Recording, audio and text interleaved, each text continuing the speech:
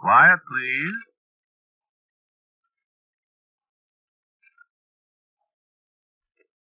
Quiet, please.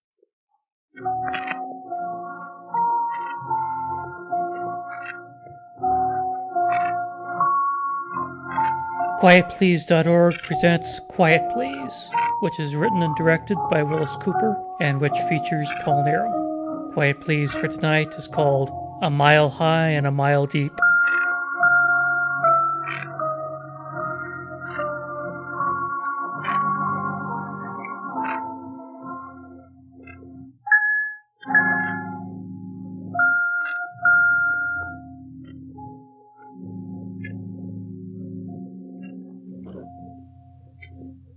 How old would you say I am, partner? I bet you wouldn't guess in a million years. This beard would fool you, I suppose. Quite a set of whiskers. You'd probably guess me around 60, 65.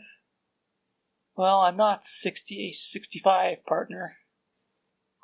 Can't guess, huh? Well, I'll tell you. I'm 34. You wouldn't think it, would you? Practically everybody where I come from wears a beard. Montana. Silver Bow County. Butte, Montana. Mile high and a mile deep. Why, the city of Butte is almost exactly a mile above sea level, and the copper mines go down through the solid rock of the Bitterfoot Mountains more than a mile. Mile high, mile deep. Get it? See, this mountain that Butte sits on was pretty near solid copper once. Still a lot of it there, but in 70 or 80 years they've cleaned out a lot too.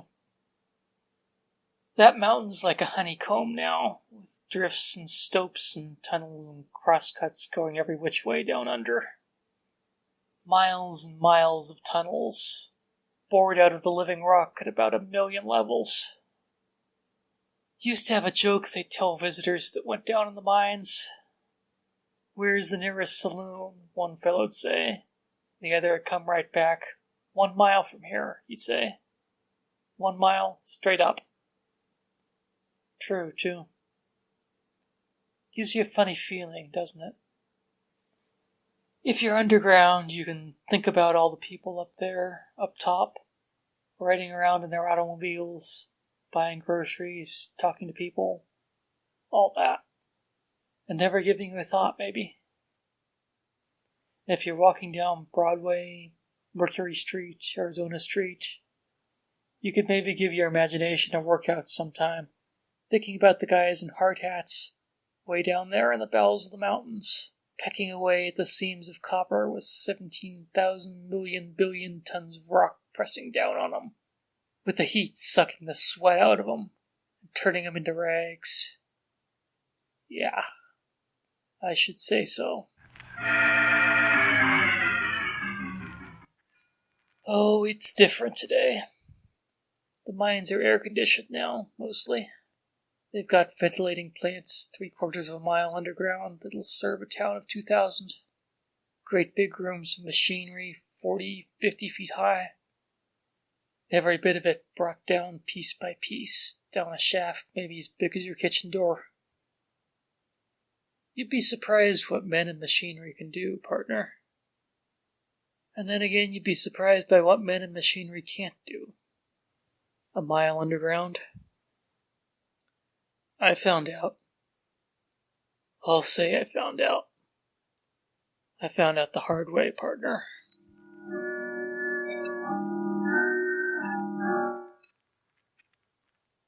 I wish you didn't have to leave that light on. It hurts my eyes. See, there isn't much light down there in the copper mines. Some places there isn't any light at all.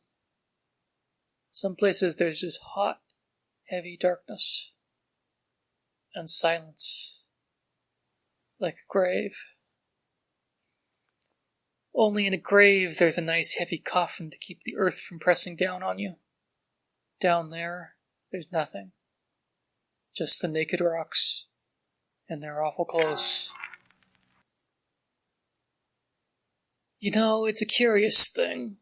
There isn't much of the Earth's surface that people haven't seen. Sure, there's a few blank spots on the map, but throughout the millions of years the Earth's been here, people have learned a lot about the outside. They've even got a pretty fair knowledge of what's down in the ocean. But the inside of the Earth? You don't know much about that, do you? See, the Earth's about 8,000 miles from one side to the other, and a few people have been down about maybe a mile and a half. The deepest mine in the world is just a scratch on the surface. The rest is a mystery. There's a few people who have a pretty good idea of what the rest of it's like. There's maybe half a dozen who know. Me, for instance. I know.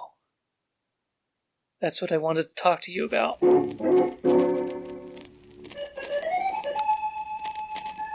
It was January 26th, 1932.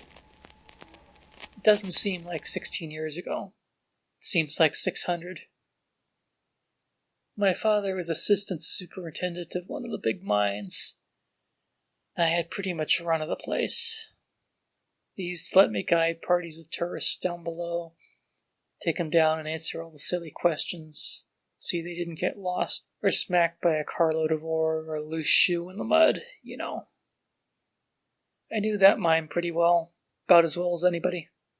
Nobody, though, knows all the passageways down there. I told you there's hundreds of miles of them that are known. Also, there's some nobody knows about. Well, I had a party down at the 3,700 foot level. 8 of them, I remember. 4 women and 4 men. Politicians and their wives from Pennsylvania. And Louis Sullivan was with me. A lad about my age that I used to run around with. His first time underground. I'd asked him to come along a half dozen times, but he'd always turn me down. Claustrophobia, isn't that what you call it? Fear of enclosed spaces? Yeah. I can still see Louis standing there with a raincoat on. It's damp down there, you know, and a hard hat with the miner's lamp on it. Breathing through his mouth and the sweat pouring down his face as I dropped the gate on the cage and rang the signal to take it away.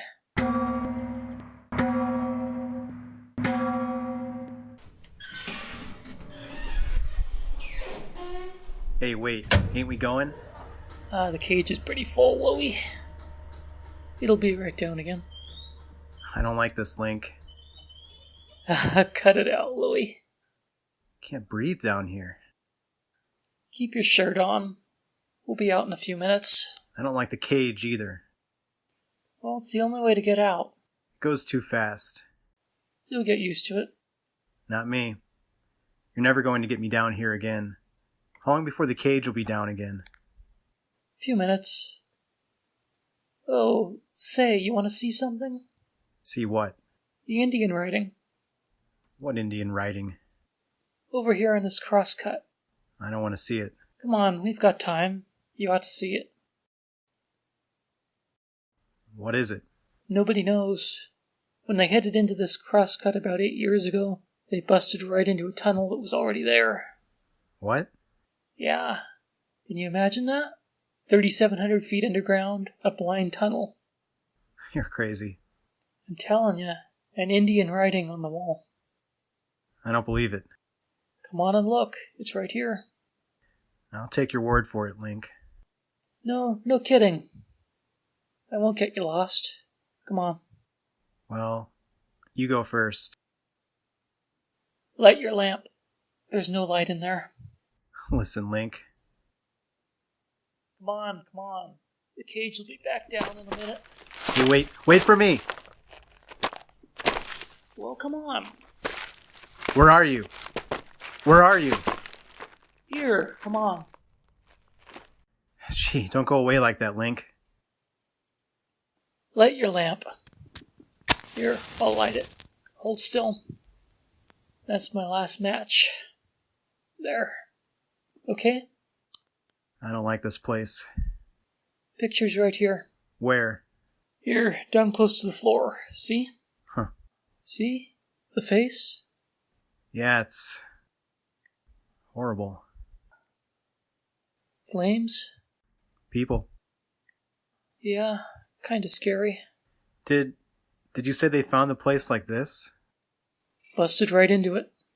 How could anybody get in here to draw those pictures? I don't know. Huh? Nobody knows. Must have been a passage of some kind up to the surface at one time, I suppose. What do you suppose it means? I don't know. Where does this tunnel go? I'm gonna find out someday. Hasn't anybody ever been down there? You couldn't get one of these miners to go down there for $1 million. Nor me. Well, I'm going to explore it someday, by golly. Well, you can do it some other day. Let's get out of here. Why don't you come with me when I do it, Louis? Listen, Link, if I ever get out of here, you're never going to get me down here again. Not never. Don't be such a sap. Come on, let's go. I got a belly full. I'm scared. What are you scared of? What's there to be scared of down here?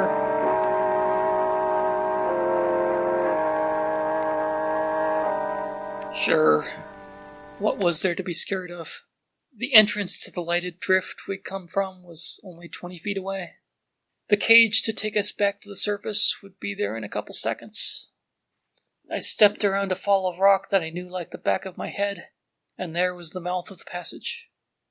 But it wasn't the right mouth. There was nothing out there but blackness. Thick, crawling blackness that plucked at the feeble lights in our hats. And there was a wind blowing. There shouldn't have been any wind. And then Louis Sullivan yelled at me. Link, my light's going out. And I said, don't be silly, these lights can't go out. But the light on his hat flickered and died. And then my light went out, too.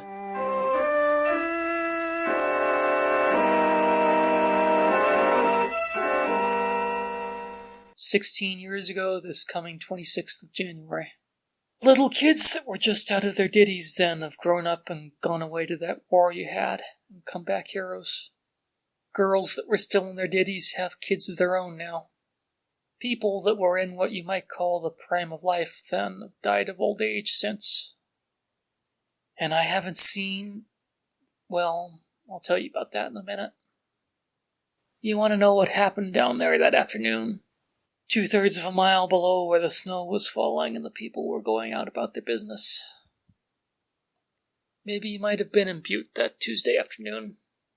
You'd remember the headlines in the Standard Post about me, Lincoln Pendeveris Jr., son of the well-known mining executive, and Louis W. Sullivan, son of Mr. and Mrs. Vincent DePaul Sullivan, about us being lost.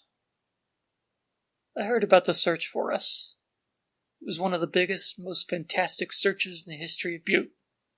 It went on for weeks, almost. They scoured every inch of the workings, except for the tunnel where the Indian pictures were. You couldn't get those superstitious miners to go in there. And of course, they never found us.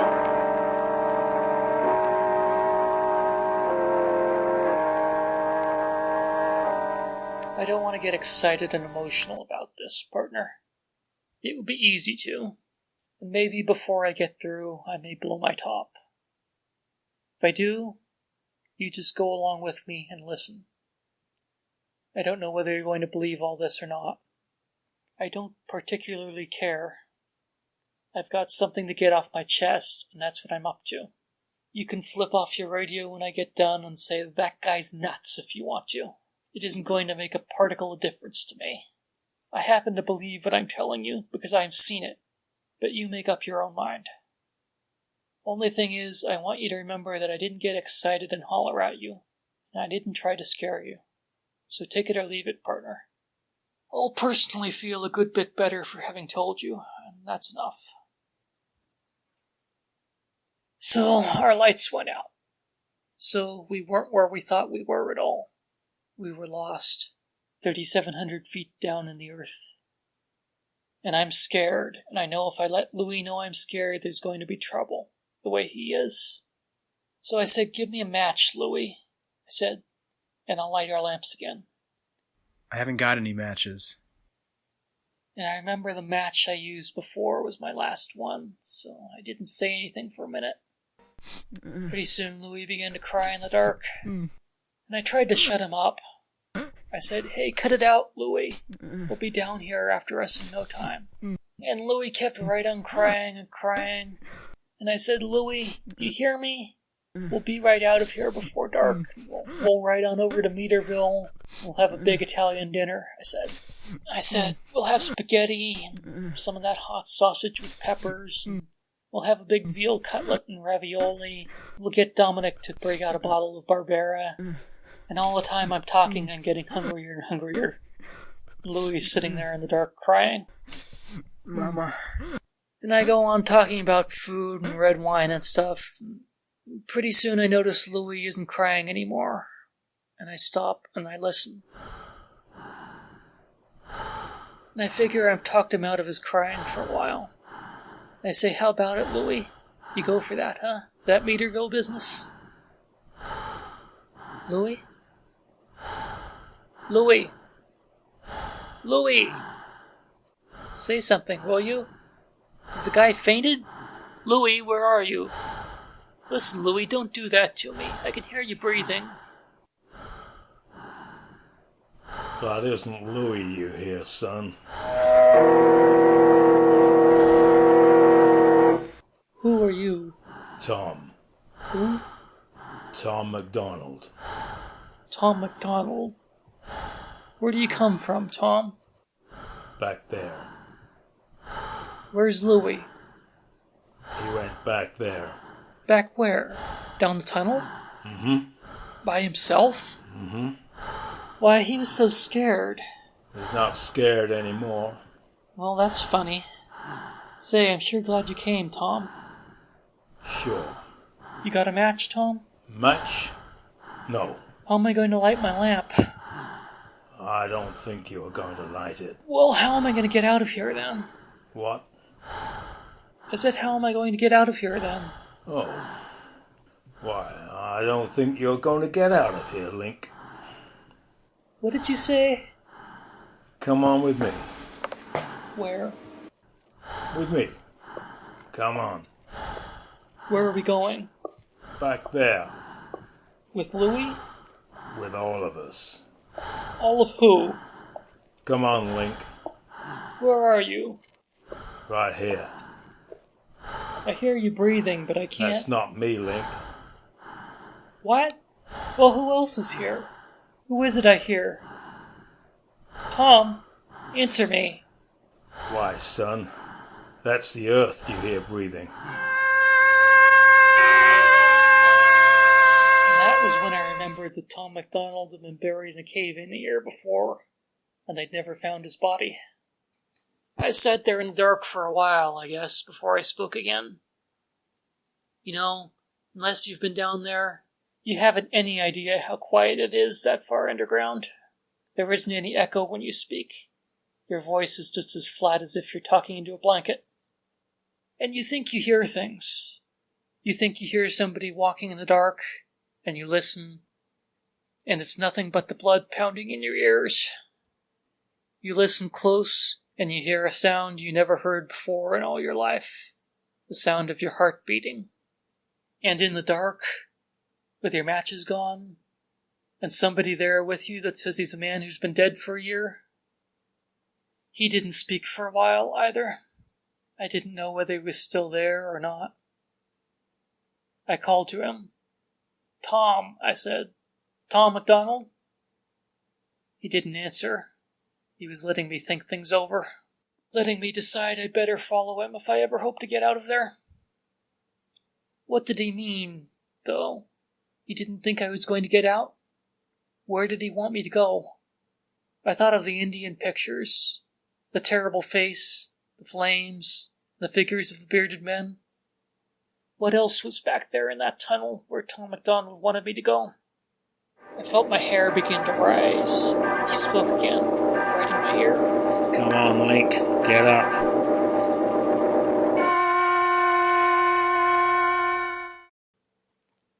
I got up. I listened for his footsteps. I heard him speak again. Come on. And I made up my mind. I followed him into the blackness. I smacked my forehead against the walls as I followed Tom's footsteps down the twisting tunnel. I stumbled in the wet darkness. I called to him, "Tom! Hey, Tom!" And the only answer was plodding footsteps ahead of me. What could I do? I didn't dare to stop.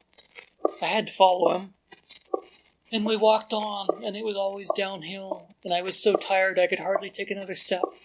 And there seemed to be a little glow of reddish light ahead, and the footsteps went on and on.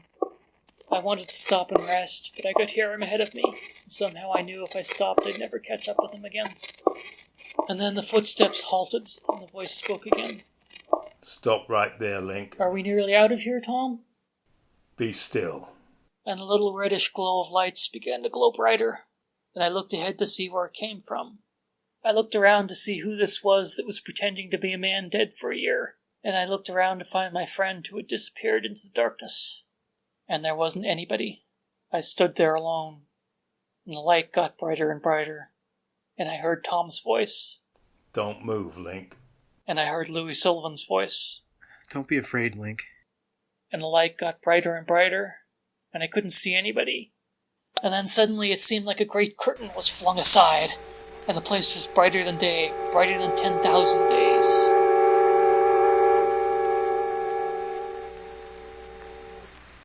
And still I heard Louis' voice. Stand still, Link. And I heard Tom MacDonald's voice. Look down, Link, look down. And I looked down. I looked down into flames that leaped at me from 1,000 miles below. Red and green and blue and colors I never knew existed. It was like looking down from a mountaintop on a whole world afire, and the flames leaped and pulsed like the beating of a great heart as I looked at them there below me, and saw. Watch, Link. Watch. Watch. And in the great sea of flames below, I thought I saw a face that filled the whole world, it seemed, and it was a cruel face, but somehow a serene face, and its eyes gazed into mine. And then it faded, and then I heard the voices again. You saw her, Link. We saw her. And I tore my eyes away from the flames below, and there stood Louis and Tom MacDonald. And I said, without any surprise at all, "Yes, I saw her. It was the face in that Indian picture back there, wasn't it?" You saw her. Who is she, Tom? That is Mother Earth, son.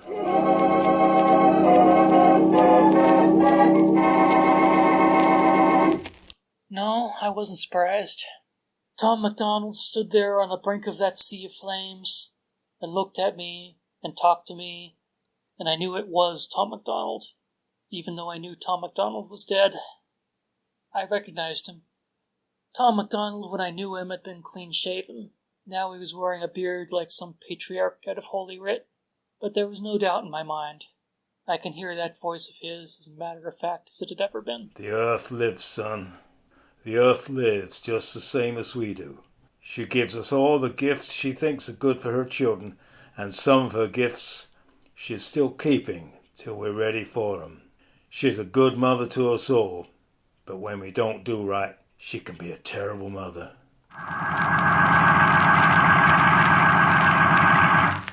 And I swear the flames leaped higher when he said that. She asks very little from us, son, but what belongs to her, she takes. All of us belong to her, to Mother Earth.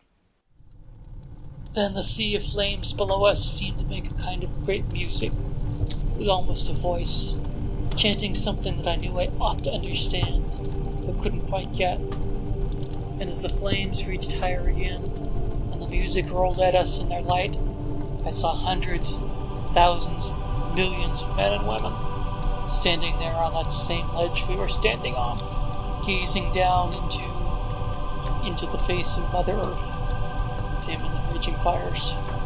And the flames rose higher, and the music sounded louder, and suddenly the flames swept up to us, all the millions of people I hadn't seen, and I heard Tom MacDonald's voice again, through the music and the roar of flames. Mother Earth takes us now. You are the one that is left. You will know what to do. And the flames fell back again, and I was all alone with Mother Earth. It was dark again, but I could see. And I could see the smile on her face. And I knew. And so I've come to tell you, partner. I don't care whether you believe me or not. I know what I believe. I know what I learned. I know that this place under the city of Butte, Montana, county seat of Silverbow County, population 1940, 37,081, elevation above sea level approximately 1 mile. I know that this place is not the only one in the world where there's a gateway to Mother Earth and her fires. I know there is one back of a certain hangar at Tempelhof Field in Berlin. I know about one near Mono Lake in California. There's one a few miles from Haverstraw, New York. And there are many others. No, you can't find them, partner. And the reason why nobody's heard of them is simple. Have you guessed it? That's right. Nobody ever comes back to tell about them. There's just one or two other things to tell you, and then I'll be going. Every year, one of these, I'll call them gateways. Every year, one of the gateways supplies the people for Mother Earth. It was Butte in 1932. Last year, they came from a place in Mexico where there's an ancient Maya ruin. In the years between, we who are left go back and bring people back to our underground caverns to wait. You've heard of people disappearing. There was that man who disappeared from room 307 of the Finland Hotel in Butte. The girl named Lucienne from down on Mercury Street in Butte. People who drop out of sight and are never heard of again. That's what becomes of them. They belong to Mother Earth. Incidentally, remember I told you about the gateway behind the hangar and Tempelhof Field in Berlin? Wasn't there a man and a woman who disappeared a couple of years ago in Berlin? Quite well-known people? Don't worry about them. They belong to Mother Earth with all the rest. This year it's our turn again in Butte. We haven't got quite enough people yet, but we'll get them. Mother Earth takes what belongs to her. So maybe some night you'll wake up suddenly in the dark and you'll hear somebody breathing when you know there isn't anybody there. Maybe you'll believe me then. Maybe. We'll see, partner, won't we?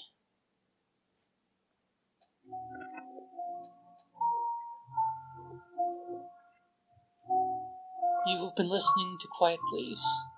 Tonight's story, A Mile High and a Mile Deep, was written and directed by Wyllis Cooper. The man who spoke to you was Paul Neram, and David Feldman played Louis Sullivan. Brian Hunt played Tom. The music was composed and played by Gene Perazzo. Now for a word about next week's story, here is our writer-director, Wyllis Cooper. Next week, we have the story of a murderer by proxy, and the fate that overtakes him. It's called Mirror, Mirror on the Wall. And until next week, I am quietly yours, not Ernest Chappell. This program came to you from New York. This is the world's largest network, the Mutual Broadcasting System.